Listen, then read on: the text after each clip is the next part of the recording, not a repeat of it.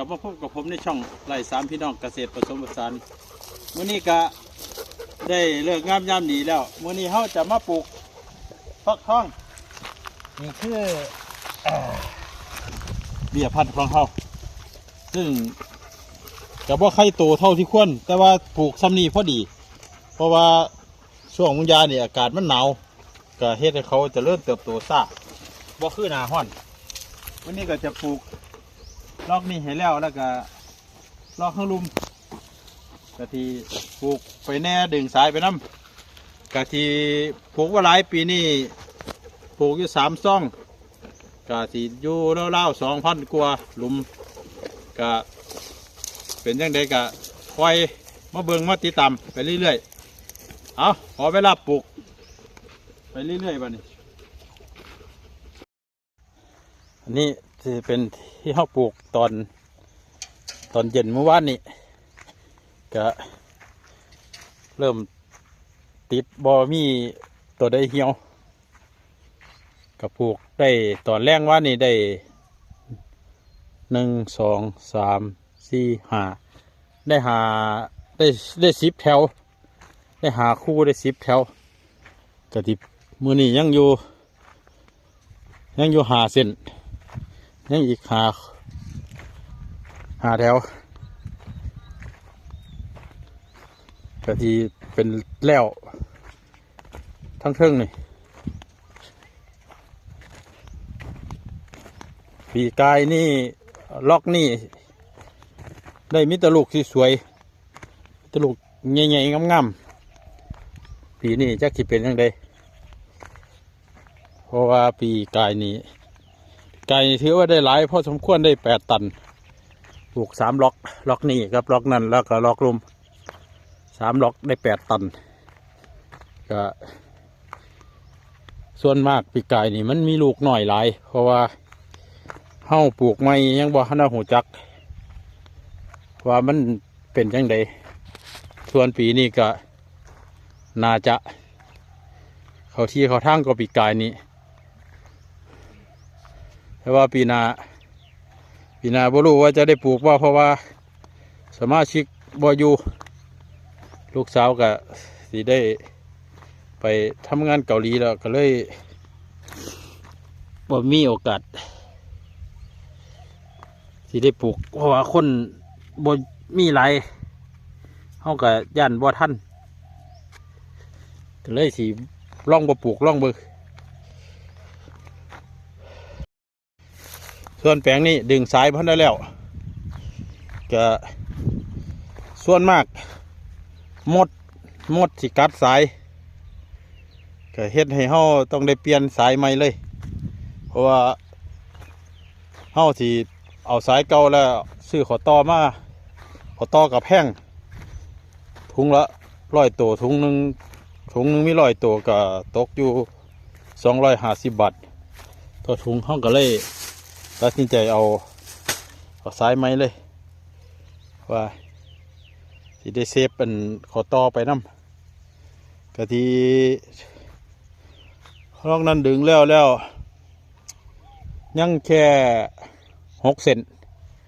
ยังอยู่6 เซนกะทีบ่รู้ว่าสิเบี้ยสิพ่อบ่ลอกนี่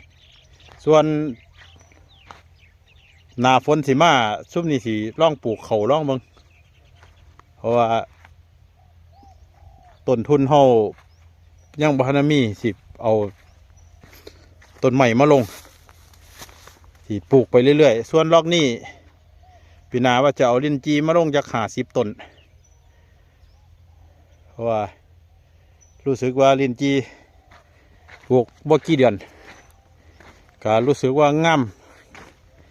ขึ้นหลายอยู่ก็ติเดี๋ยวคลิปหน้าดีท้ายให้เบิ่งว่าทุเรียนกับลิ้นจีกับอันนี้เฮาสวยงามบัดได้ละนี่ก็แตกคุมเป็นลายเติบถือว่างามพอสมควรอยู่ในระยะบ่ถึงปีตัวนี้น่าจะเป็นพันธุ์ห้องห้วยกำลังแตกยอดขึ้นใหม่เอารับส้มด่านมืออื้อต่อบัดนี้สวัสดีครับมื้อนี้กะ มาใส่ฝุ่นขี้หมูหลังจากที่เฮาฟักทองลงดินได้2 มื้อ3 มื้อก็เขาเริ่มติดแล้วเฮาก็มื้อนี้ก็สิมีขี้หมูมาบำรุงให้เขาใส่ขี้หมูก็สิประมาณนี้ล่ะเพราะว่ารอบที่แล้วใส่มาประมาณนี้ก็รู้สึกว่าลูกเขาใหญ่การเจริญเติบโตได้ดีพอสมควรก็ที่พยายามใส่ให้แล้วขี้หมูตอนนี้ก็ตั้งมา40กับบุรุว่าสิพ่อก็อาจจะไปเอาอีกจัก20ได้กี่พ่อส่วนขี้หมูตัวเองนั่นก็ยังบ่ทันได้มีหลายก็เลยได้เอาขี้หมูซื้อขี้หมูเพิ่นอันนี้ก็คือสอบละ50 บาทขี้หมูเป็นขี้หมูขุนเพิ่นสูบขึ้นมาตากแดดไว้ก็จะเป็นก้อนจะถือว่าเป็นโค้งก็เลยจะถือประมาณนี้พยายามใส่ไปเรื่อยๆ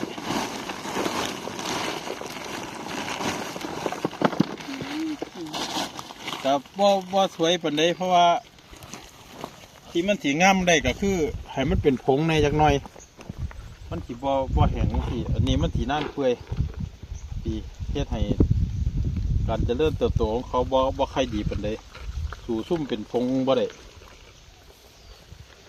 พร้อมแล้วสิพาไปย่างเลาะทั่วบรรยากาศงานใส่ปุ๋ยของเราลูกชายวันเสาร์มื้อนี้ไปทำกิจกรรมอยู่โรงเรียนพอได้มาซอยแต่จะเป็นมื้ออื่นพุ่นละว่ามื้อนี้บรรยากาศอึมครึมจังได๋ส่งฝนสิตกแดดบ่มีแดดบ่ออกมื้อนี้คันแดดออกนี่คือสิบ่ไหวละเริ่มหนาวเข้ามาได้2 มื้อเป็นจังได๋บุอากาศก็ได้เดี๋ยวร้อนเดี๋ยวหนาวอยู่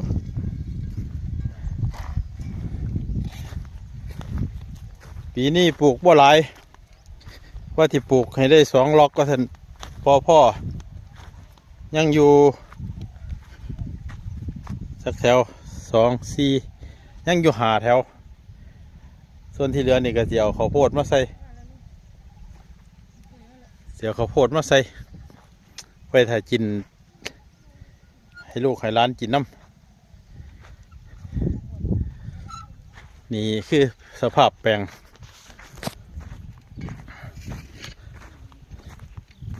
จะรู้สึกว่าล็อกเทิงนี่ส่งงามกว่าล็อกลุม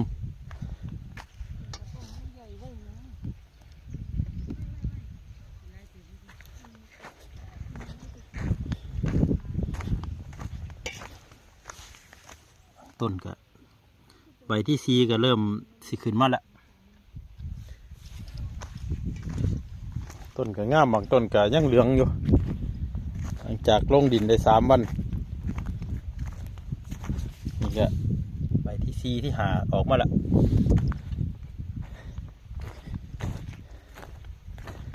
นี่ก็เป็นบริเวณ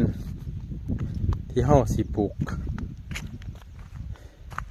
ฟักทองส่วนปีนาก็ว่าสิบ่ปลูก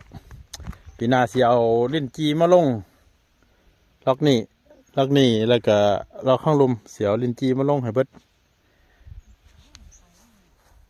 เดี๋ยวนอกพ่อหนึ่งมาลงแล้วก็พันใดอีกเนี่ยบุกำลังเบิงอยู่กำลังศึกษาอยู่ส่วนฝั่งนั้นปลูกเต็มละที่มีสมเชียบานสมโอและก็ล่องกองมังคุดลำไยล็อกนั่น6 แถวก็เริ่มปีนี้เริ่มติดเริ่มงามแล้วเดี๋ยวคลิปหน้าเดี๋ยวดีท้ายให้เบิ่งว่าเป็นสภาพใดส่วนด้านล่างนั่นก็สีว่าที่ลงได้แอปเปิลกับลูกพับยางละเล็กละหน่อยแปลงนั่นเฮาบ้านได้เตรียมดินเตรียมยัง